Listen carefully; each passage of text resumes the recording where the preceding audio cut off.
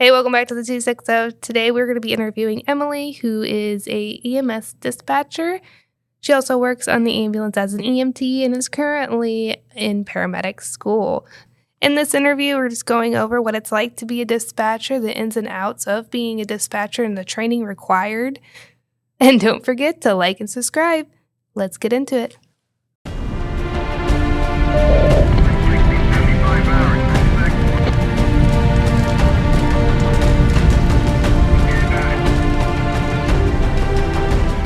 Emily, who are you? What's going on? Tell us a little bit about yourself and why you're here. You are a dispatcher.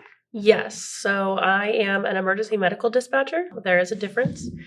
My job after the call is made and determined to be a 911 call, it gets transferred over to me or one of my coworkers. We are given the address, phone number, and then we determine what the problem is and if there's anything we can do to help while they're waiting on the ambulance. We also determine like the amount of resources and what level of resources they're going to need for the call. Pretty big process, but there's some different programs we use to determine that. I also am an EMT and paramedic student, so kind of do all sides of things right now. So Woo, paramedic student? Shout out. Now, you said there is a difference. So there's a difference between being like a certified dispatcher and someone that's like... So in our city, when you call 911, you initially get like the city dispatch, and they dispatch police and fire and county. And once they determine, we have a different cert level. We just do the medical side of things. So once they determine that we are needed, they transfer over to us and we handle the rest of the call. Sometimes they'll stay on depending on the kind of call. So if there's going to be a call that, EMS is staging because there's like a danger on scene and PD is responding, sometimes the city dispatch will stay on the call as well to help kind of gather information for the people that are going to get there first, just to make sure everybody stays safe. But we handle like the medical side, so we can give CPR instructions for stopping bleeding. We even got a new one. So if a kid were to swallow like a button battery, we had to instruct them to have honey. There's a big card that it would go to. We kind of read off to them. Yeah, we just give a lot of instructions to help meet the medical need while they're waiting for help. So treatment could start potentially right away. Yeah, so we have a program called ProQA, and that once we figure out the kind of response, so there's A, B, C, D, and E, so Alpha, Bravo, Charlie, Delta, and Echo responses. So an Echo response is like the person is not breathing. They need like immediate intervention. So it's going to skip some of our questions and it's going to go right into directions to help them. So cardiac arrest, we're going to go right into instructions. As soon as we know they're not breathing and they're unconscious, we'll go into cardiac arrest instructions. And that just an auto echo response. It just sends the ambulance right away. We'd also get Fort Wayne Fire on that as well, or whoever. Delta responses are next highest acuity. So they could be unconscious, but they're still breathing. And it would go into, at the end of the questioning, it would go into some instructions on like how to lay the person. We'll ask them to count their respirations. So we'll figure out how they're breathing, just determine the amount of help they need. So if they need a paramedic or if a double EMT truck is going to be okay, that's kind of what we're trying to determine. But we do that for all of the calls in the city. We also do it for all of the county as well. So I don't know the exact numbers, but we go through EMD questioning, which is the emergency medical dispatcher questioning, just for our company, about 110 to 120 calls a day and about 80 transports with those. So on average, some days we have less. So. And how long is your shift? So how many of those are you dealing with? Well, right now we're pretty short staffed. So I am technically full-time on an ambulance as an EMT right now, but I get pulled in there a lot. We should have 3 people in there. Right now we're pretty consistently with just 2. So it's a 12-hour shift technically. However, there's a lot of people that are working like 16s just to keep it covered. So I think people have no idea that's a long day for anybody, let alone what you're doing. Yeah, so it's a long day, but it's got to be done. It's really hard to have just 2 people in there. It's doable, but I feel like you kind of rush a little bit. It's really stressful because ideally you want the 3. It would be great if we could have 4. I was gonna say, what's the ideal condition? Probably 4. 4. But right now the schedule is for 3 people, and one person is doing the dispatching, running that system, posting trucks what they need to post, making plans for, non-emergent transfers and posting people appropriately to get to those. And then the other 2 dispatchers are taking calls. If I'm taking calls, as soon as I hit save on what kind of call it is, it's going to move over to the dispatcher's screen, and then they'll get the most appropriate ambulance headed to it. They'll verify if fire is needed, depending on the code for the call, and make sure they're started as well. So it's a lot. Yeah, so that was one thing I want to talk to you about. I think people, they don't understand, like they'll be driving down the road and they'll see a fire engine and they'll see an ambulance, like what's going on there? So are you able to elaborate like when those resources are specifically used? Like when does a fire engine go versus just an ambulance or both? So our agreement with fire right now is that the fire department is going to respond with us on every priority 1. A priority 1 for us is going to be a Delta response. So that means the patient is, depending on the complaint, there's 30 some complaints that we're able to choose from. If they're having difficulty breathing, or if they're not breathing, not responding normally or not responding at all, is usually going to make it a Delta response. And then that would indicate that we would need fire. So usually if fire is going with the ambulance, it's a pretty serious problem. Or potentially serious problem. Sometimes I don't know that people fully understand the questions we're asking. So then it'll be a priority 1 and it's not sure, but I'm not there, so I can't.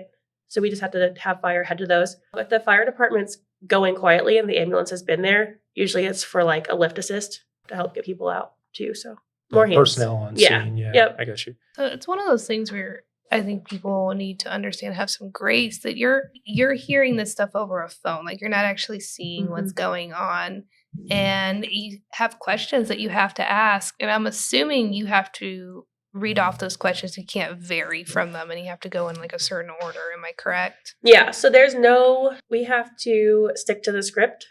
So I feel like sometimes being a dispatcher and also having the field experience, there's different questions that I want to ask, but we have to ask for the script because that's how we get the most accurate code for the call. Some stuff, if it's obvious, we can just answer it, but if it's not obvious, we have to ask. So yeah. Can you walk me through what is it like, your job on a day-to-day basis? Like when you get a call from start to finish, and then what do you guys do afterwards when you're not doing calls? If all of our ambulances are sitting, on post and not doing anything, we're still taking calls for the county. So I think people don't necessarily see that. We're going through the instructions, everything like that for all the county ambulances as well. We do non-emergency calls, so transports from the nursing home to the ER that are not an emergency. Transfers, from the hospital to home for people who are bedbound, dialysis, doctor's appointments, all that stuff. We're kind of fielding those, making sure, insurance information is up to date, determining where ambulances need to be, because if a call comes in from one of the hospitals, or ambulance comes in service from one of the central hospitals, and I have a non-emergent transfer coming out soon, I'm going to post them close to there. We also do the live schedules. We keep track of crew exchanges, crews coming on, crews getting off. So just making sure that everybody's on or near their post. And sometimes, it shows, what level we're at. We're level 5. We're supposed to have trucks at these 5 different posts. But I can also see on my other screen that there's a non-emergent transfer that's coming out of a hospital close to to West Post, say. So I might skip the central post and post 2 trucks on the West, just to have somebody ready to take that transfer. So while the computer is saying we need all these 5 posts covered, we also have to look on the same system on the computer and see, where these transfers are coming out of, just to have everybody covered and get things out on time, because that's all timed as well. So if we're super busy and we're level 0 or close to level 0 all day long and we can't get the transfers out, we still have to keep track of them, contact whoever, whichever hospital put it in within 45 minutes of the requested time to let them know, like, hey, we have to offer it back to them, give them the opportunity to take it. So it's a lot of timekeeping when it comes to transfers, as well as like setting up the most appropriate coverage to get the transfers out, put the transfers in, make sure they have insurance. If it's a long distance transfer, we have to get it put in and then sent over to billing to get it approved, and then make sure we have enough units on that day to handle the transfer, and how far away it is. And then we have our live schedule. So we're keeping track of what trucks are coming on, who's going home, was anybody going home early, are there crew exchanges? So kind of pre-planning for all those things as much as you can when there's 911 calls going out. So like, just because, I'm sitting on post for like 3 hours because there's no calls on this side of the city right now, which does happen sometimes, it doesn't mean that dispatch isn't doing anything, because I'm just worried about myself when I'm on a truck, but when I'm in dispatch, I'm worried about every single run. So there's not really like a break necessarily. People come in and, we have the TV on. I've never really watched a show or a movie all the way through in dispatch though. I don't expect to, but there's just always something to focus on, schedule, transfers, county calls, crew exchanges, all that. So Yeah, because you take county calls too, right? yeah. And so you said transfers, they pop up. Is it like a program that you guys use that they put it in and then you see it, or do they actually contact you? So it depends on the hospital. If you're one of the hospital networks, there is a transfer portal, which is like a website we log into. It's supposed to make a noise, but if we're not on the tab page, it doesn't. So then they call and they're like, hey, there's a transfer. So then we'll put that into our system. And then the other hospital network faxes them over, and then they'll send us a message on Teams like, hey, there's a transfer that we sent over, and we'll just verify we got it. So I don't know. I think people walk in and they see the TV on. We'll get little like blurbs from it, but it's mostly just kind of background noise. I mean, people can sit on their phone. Like, Yeah. why can't you have a show Yeah. on the background? Yeah, Like, it's actually really embarrassing. We were on a Keeping Up with the Kardashians kick, which is just like not great. It's just like brain rot TV. It's just something in the background. sometimes that's okay. We were kind of getting into it. And then Thanksgiving, not this past year, it's 2023, the newspaper came in because they did a big like meal for us and everything. And they were talking about like emergency services Oh, no. during the holidays. And they come in and they take a picture of me. And then I was like on their news article dispatching. And then they asked us questions. And then they asked us about what was on the TV. And I didn't even think about it. And I was like, yeah, we're watching Keeping Up the Kardashians right now. And then it was in the newspaper that we were watching that. We're making our way through the series. And I was like, any other show? Like, come on. Did people give you like crap or anything? So thankfully, the news network that came in, it was a newspaper. You had to pay for the article, so I'm not sure that many people saw it. They know about it now. Yeah, it's fine. It's whatever. So you're a person. You're like, come on. I don't know. We were just like into it at that time. We watch a lot of true crime. Can you go through what is it like answering that phone from start to finish, and like how is it like when someone calls 911? What is that process? So like I said, if you call 911, you're getting the city dispatch first. And then they determine an ambulance is needed. They'll transfer it to us, and they'll stay on the line and give us the address and the phone number. And then I say, this is EMS, tell me exactly what happened. Or some people say, this is your paramedic dispatcher, tell me what happened. And then whoever called 911 is going to tell us what happened. And we choose one of the cards. So when I say like the cards, that's like our determinant code. So if they're vomiting for the last 3 days or whatever, I'm going to choose the sick card. We'll go through that. So as soon as we determine what happened, I'll save it on that system, and it will be sent over the computer and pop up as a 911 call, and it'll automatically dispatch to what it thinks is the most appropriate ambulance. So it's going to go out as a priority 2, which is the lights and sirens BLS response. And then it'll either stay at 2 or it'll upgrade or downgrade from there. So I'm going to next ask just someone with the patient. We'll determine if it's a patient or if they're by themselves, how old they are they awake, are they breathing? And then by that point, we need to know if we need a fire engine or not. So if they're not awake or if they're not breathing, we'll tell the city dispatcher, hey, send an engine. They'll send an engine. And we'll continue our questioning. Are they breathing normally? Are they responding normally? And then we'll kind of go into like any bleeding and stuff like that to get an EMD code. And then depending on if it's A, B, C, D, or E response, is going to determine if it's a BLS or an ALS response, and then lights and sirens or no lights and sirens. So Can you differentiate those terms like BLS and ALS? Like, what is the difference there? So BLS is going to be a basic EMT response, and ALS will have a paramedic on the truck. So if it's an alpha response, it's a basic response with no lights and sirens. So we have up to 20 minutes to get there. And it's very basic calls. A ground level fall, they're not outside in the rain, they don't have any injuries. Because like lights and sirens responses increase risk of accidents and things like that. So we try to save that for like difficulty breathing, cardiac arrests, things that are time critical. So So if it does not appear that there's a time sensitive element yeah.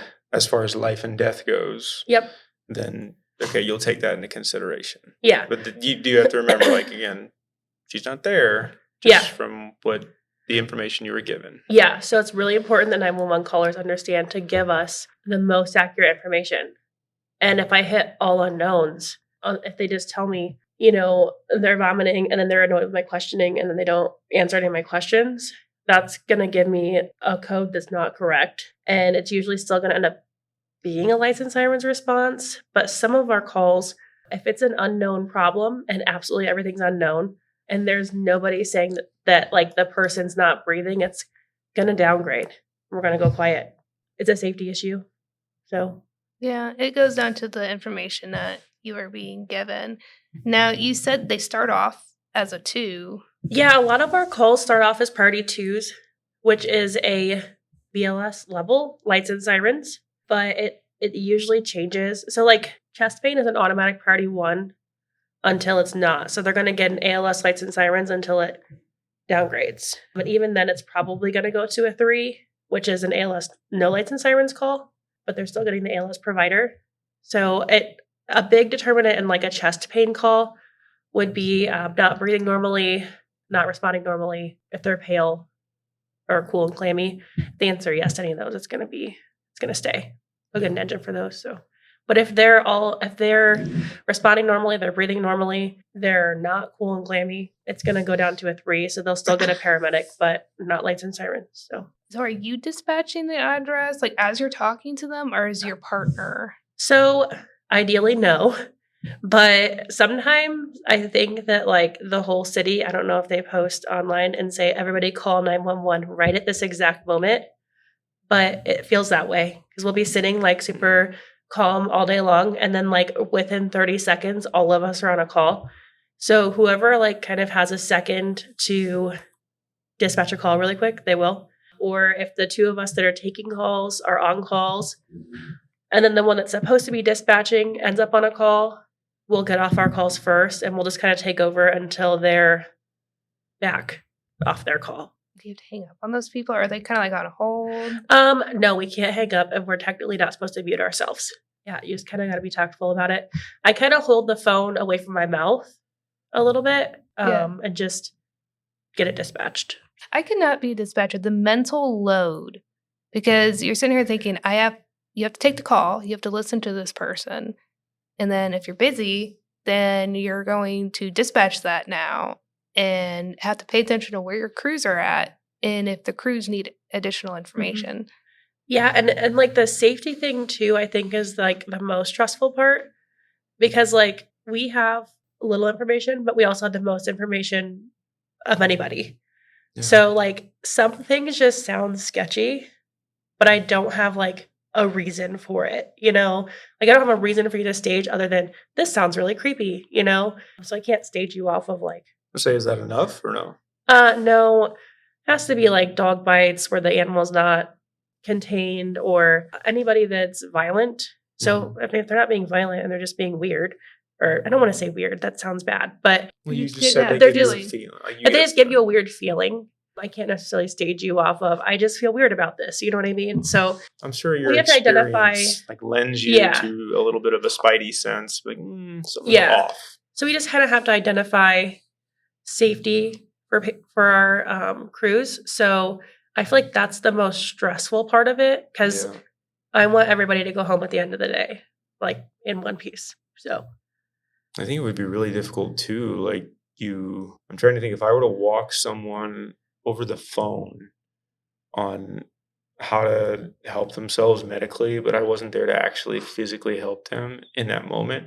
I feel like that would put some strain on me. yeah, and that's another thing with having field experience. I know what I would be doing if I were there right now, but I Yeah. see the ambulance is like 5 minutes away. It feels like an eternity. So that's another kind of stressful factor in it too. Absolutely. What is that like dealing with like that mental component? Because I'm sure those calls are hard. They're screaming, "My baby's dying," Yeah, and I think last time I talked to Taylor, we were talking about that actually, and I feel like especially in the My Baby thing, when the city is transferring the call over to us, I can hear the caller in the background, and it's like every single time, like the mom has this same, I can't even call it a scream, like she's making the same noises Yeah. when their baby is deceased or not breathing. So those calls are really rough because you can hear the mom and no fault to her.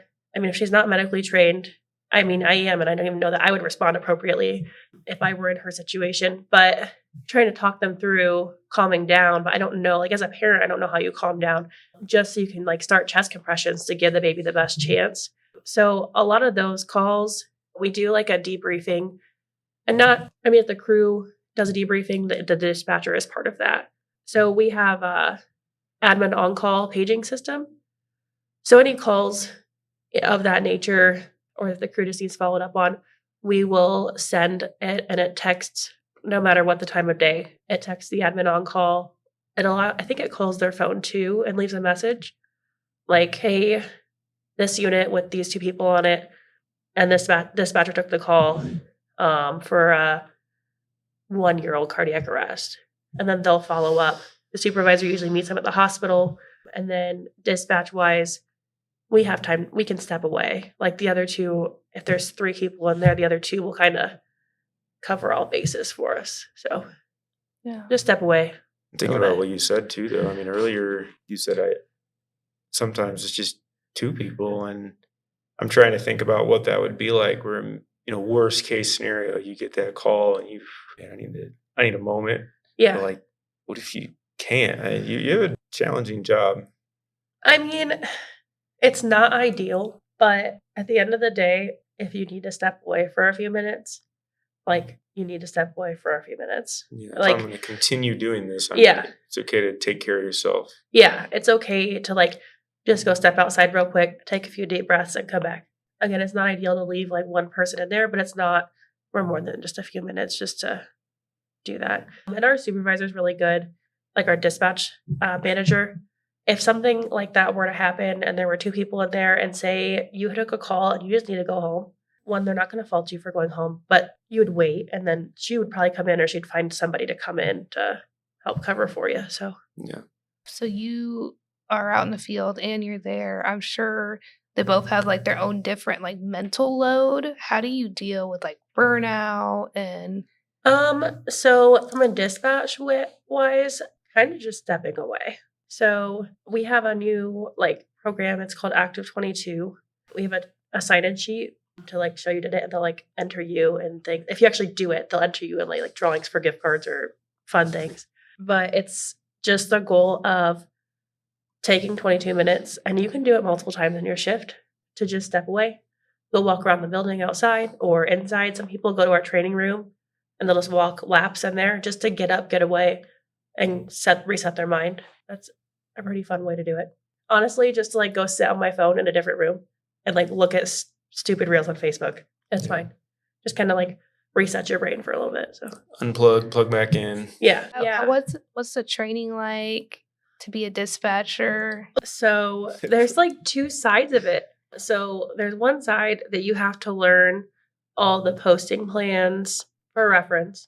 If we have 5 ambulances, the city's at least fully covered by ambulances, but ideally we'll end up double posting all of those 5. If we're level 5 and one of the ambulances goes out on a call, you have to like learn the process of, okay, then I'm going to move this one to cover where that one was. And they'll kind of shift. So that's a learning process. If you don't know the system going in, that's a big deal. Like that takes months to learn just where ambulances need to go at the right time. And then there's like to add to that, on the same system, you're like putting in transfers, making sure that crews, their trucks are built, their off times are built, their crew exchanges are built. All of that is built in the system. So that's kind of one side of things. And then the other side is the emergency medical dispatching. So you actually can't use that system or take 911 calls until you pass the class. So my class was 2 days a week. It was like over Teams, Zoom type situation. It was 2 days a week for 3 weeks. There was like a test at the end. And then after you get that, your trainer can listen to the calls with you until you're proficient. And then the medical director actually has to sign off before you can be a dispatcher. So, Oh, really? So you can't just start picking up phones? No. So yeah, Dr. Scott has to sign off on all of us. Oh, but does he actually listen to like you guys? I have no idea. Yeah, like, I have no idea. What is audit and review like for you guys? Well, we talked about earlier with the questions, how we can't like have any variation from the question. There are people who are trained, like just our peers are trained, a few of them, to listen to our calls, and then they'll determine if we chose the right card for it. So was it an illness or was it a hemorrhage or anything like that? They'll determine if we chose the right card. If we didn't have too much silence between questions, I don't exactly know how many seconds I'm allowed to have of quietness. I just try to just keep talking. Oh, really? You can't be silent for too long. No. Variation from the questions that kind of goes into it. And then how we talk to the patient, even like our tone. If we're rude to them, like that gets taken into account for our score for that call. And then all of our post-dispatch instructions, if they were read appropriately, and whether or not we were supposed to stay on the call or if we could hang up on that one. And yeah, so it's completely random. So you don't know which calls they're going to pull. And it's usually the calls you mess up on for some reason. I don't know. So like, it's the one I said the street address wrong on. Yeah, like I'll get a call and then I'll hang up the phone at the end and I'm like, yep, they're going to pull that one. And I probably failed it. So it's great. What happens like if you fail a call? Is it like remediation or just like talking to? I've never seen anyone in trouble, but then again, that's never like publicized. I've never been in trouble for like not doing a call right. Usually you'll get an email and it'll show you your scorecard and like what you missed. So you can kind of just take that and do better next time. Okay. I'm sure if it were like an all the time thing, there would be some sort of remediation. So yeah. I wanted to ask you, so you talked about the whole EMD process and the way it works where you work. Is that common? Or is that the general schema, or not schema, but like the general process in the United States? Or is that just to our local area? Or? I don't know how common it is. I know that people in my class were from all over, like were on my EMD class. I don't know how much of the country uses the EMD program. I know that like a lot of them were like police dispatchers that were doing it, and ours, I don't know that they do that here because they transfer them to us. But I know it's like all over the world, the same program. So yeah. Which probably, yeah. So in my head, I'm thinking, you have to strictly adhere to these cards you're talking about, right? Yeah. And I'm assuming statistically, like when you do that, you have better outcomes. So yeah. So I mean, I think we do because in a cardiac arrest during your ACLS class, early defibrillation is important.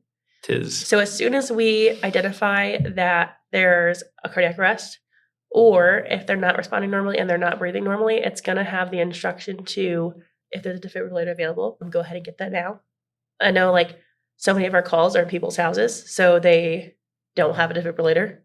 That would be random. That would be weird. That would be very random. But if it's somebody calling from like the school or the Coliseum, they're not thinking like, oh, I need a defibrillator for this person right now. Yeah. But we say it. And that ultimately might be what helps a patient. Like before we even get there or the ambulance even gets there. So these instructions, I'm sure statistically might have better outcomes for people. Yeah. So. No, I'm sure. I was just trying to think from the perspective of someone who is less familiar with public safety. I'm like, what do you mean? Like you have to talk from like a script. Like what's going Yeah. on? But there's a reason Yeah. for that. Is what I'm trying to get at. Like Yeah. those questions are purposeful. They're strategically placed so that you can maximize patient outcomes. Yeah. Like the pregnancy card even goes into like super detail about how to deliver the baby even. I'm sure it does. Yeah. Yeah. So things, I guess you don't necessarily have to be familiar with working on an ambulance or even in the medical field to come be a dispatcher because it's all kind of written out. So it's kind of nice. But at the same time, you have to know like that's the card you need right now. So you kind of, I don't know, it's a learning process. Do you guys get a lot of prank calls? I have never, but I'm sure those are like fielded by the city when they answer 911. I was going to say, yeah, you guys are transferred over. Yeah. What is something that you want people to know, the crews out there to know about dispatchers that just kind of it makes your life easier? You want them to do to make your life easier? Not too much radio traffic, but I do need some. Like being completely silent. I don't know if you know that you have a call if you don't respond. Like I'm it's okay. You have to go to the bathroom, you have to get food, you're a human. But just say that. Say that you're delayed because you're using facilities instead of like complete silence, because then technically I have to send like help to you because you're not responding to me. But then we have like on the other side, too much radio traffic. So like we have all of these things going on and all these things we're trying to pay attention to. And then someone's telling me like the entire story, every single detail about what happened on this disregard. And it's like, I get that was kind of funny, right? Made me chuckle. But like, while you were telling me all of that, this truck couldn't get through to ask for a lift assist because you were telling me all of these things. So I love to hear stories. They can send me a message, whatever. I don't care. We have a messaging system through Logis if you want to elaborate on things. So definitely just find like a happy medium. You need to respond, but don't give too much information over the radio. Yeah. And if you're going to say something funny, it better be quick. Yeah, I do like funny things. So yeah, I'm guilty of it too. I give way too much information when I'm working the truck. And I'm like, I would be so upset right now if I were the dispatcher. Yeah. Yeah. So yeah, I feel like in dispatch there's a lot of rules that we have to follow. And then it's like, yes, we're watching all of you, but I feel like we're more under the microscope as dispatchers because you have all of these crews and just three, hopefully at least three of you, and they're all watching for you to like do something wrong. What would you tell someone who's interested in being a dispatcher? They learned more about what that's like, but like, okay, is this for me? Like what would you tell them? I'm going to go off of like my experience with like some newer people who didn't quite make it too. So one, like be willing to like learn new things, like keep your phone put down while you're in there learning because we want to teach you and it's a lot of information. And it's not only like the people calling 911 at stake, like it's also our crews. So like be in there, be willing to learn. It's a lot of information to learn, but it's a fun job. I feel like it's kind of like working the ambulance. I guess you both know you spend a lot of time with like the same person. Yeah. So you get to know them really well and they like become just like a big part of you, you know? They see you at your worst and at your best. So it's it's different than a regular job. You're getting to know people better, I guess. It's people oriented. Yeah, it's people oriented. I've never had coworkers that I like cared about so much. So yeah, you get to know their families. They talk about their kids, their pets, it's fun. So if someone wants to go start this journey or get more information, would you point them in a certain direction? I definitely think like if it's something you're interested in doing, maybe observe. That's something that we do for people that have applied. They'll come and observe for a little bit and just kind of get a feel for it. I don't think you're going to learn. It's going to be a little bit different when you actually start the job, but you at least have an idea of like what the job looks like. And that would kind of help put into perspective for some people, I think. So yeah. So maybe take some initiative, see what your local EMS system looks like. Yeah. And then, okay, how to maybe give them a call and just I'm curious about shadowing. I'd like to learn a little bit more about Yeah. that. Yeah, we have people shadow, not super often, but sometimes. And I think that even just for like any EMS job, if you call your local place, I don't know if everybody does it, and see if you can shadow, that's probably your best first step. Yeah. Because you might see it and be like, I hate this. But you might see it and get really excited. So You'd be setting yourself up for success instead of going through all this training and then getting in there and be like, I hate this. that was not for me. Yeah. And that's okay too, but you're never going to know unless you kind of put yourself out there a little bit. And that's kind of what I did when I started EMS. I think our EMT clinicals, we were required like 2 12-hour shifts on a truck. I did like 1 a week for like the whole class because I wasn't like 100% sure that I loved it. So I love that though. That's cool. That's Yeah. initiative. yeah. Well, I know now here I am and I love it. So And you're going to be a paramedic. yeah. Do you have any book, podcast recommendations? I actually learned it from you guys, so it doesn't really help here. But Ginger with Medic Mindset. Mhm. Yep. Really like her. But if you're just wanting something to not be educational and just hang out, I love listening to the Office Ladies podcast. Mhm. It's just, that's like my unwind.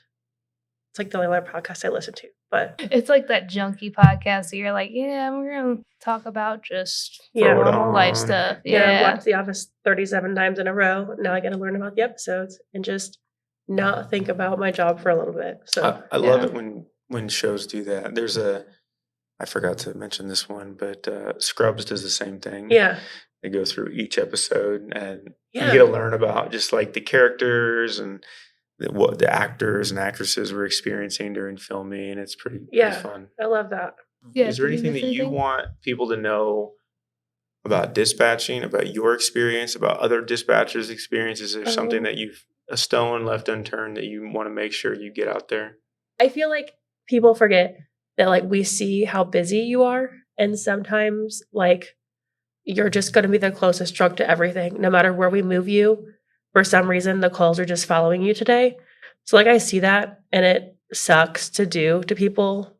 Yeah. But at the end of the day, like we're here to get these people taken care of. So I don't want people to like think that it's personal when they get 6 calls back to back. Like I see that and I cringe as I'm hitting like accept on the screen to send it to you, but you're just the closest truck to that call. Yeah. And then the next call, and it isn't fun. So it's not personal, but yeah. Well, Emily, I want to thank you for coming on Yeah. and sharing all your experience with us. And yeah, and as you guys all know, leave it better than you found it.